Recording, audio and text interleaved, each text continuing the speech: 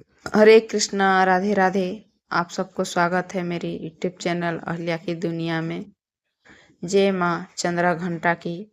आज हम चैत्र नवरात्रि की तीसरे दिन की कथा माँ चंद्रा घंटा की सुनेंगे। इस कथा को अंत तक जरूर सुनिएगा। नवरात्रि का हर दिन खास होता है। इन दिनों में माता के 9 स्वरूपों की पूजा की जाती है। आज नवरात्रि का तीसरा दिन है।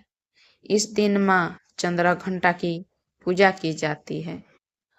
आपको बता दें कि इनके माथे पर घंटे के आकार का आधा चंद्रमा सुशोभित होने का कारण ही उन्हें चंद्रा घंटा के नाम से जानते हैं। साथ ही इसकी कथा भी पढ़ी जाती है।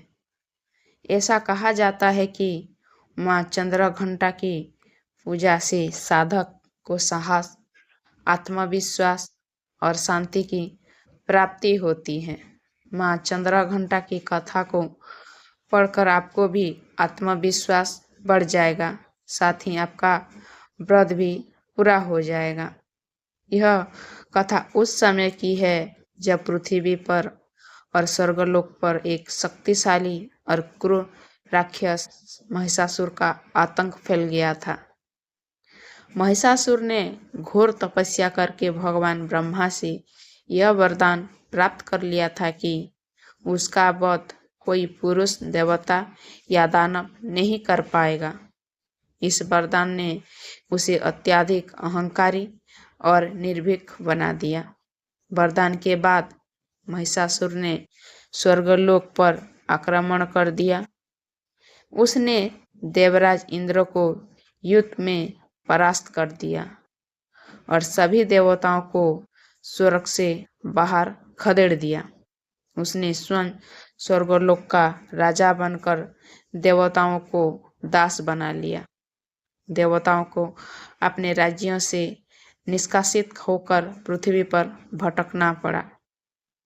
महिषासुर के अत्याचार से त्रस्त होकर सभी देवता ब्रह्मा, विष्णु और महेश के पास सहायता के लिए पहुंचे।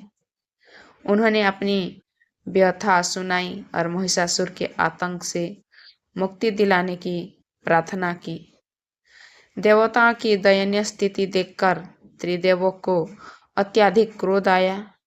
उनके क्रोध और दुख से एक दिव्य ऊर्जा उत्पन्न हुई जिसने एक तेज का रूप ले लिया। देवी चंद्रा घंटा ने महिषासुर के साम्राज्य की ओर प्रस्थान किया। उन्होंने अपने घंटे की भयंकर ध्वनि से पूरे ब्रह्मांडों को कंपा दिया। घंटे की गर्जना सुनकर महिषासुर और उसकी सेना भयभीत हो गई। महिषासुर ने अपनी विशाल सेना को देवी से युद्ध करने के लिए भेजा, लेकिन देवी चंद्रा घंटा ने अपनी सिंह की गर्जना और घंटे की ध्वनि से ही उनकी सेना को तितर बितर कर दिया। देवी ने एक एक करके महिषासुर के सभी सेनापतियों का वध कर दिया। जब महिषासुर ने देखा कि उसकी सेना का अंत हो रहा है तो वो स्वयं युद्ध के मैदान में आ गया। महिषासुर ने विभिन्न रूप धारण कर देवी को भ्रमित करने का प्रयास किया, लेकिन देवी अपने अस्त्र शस्त्र से उस पर प्रहार करती रही।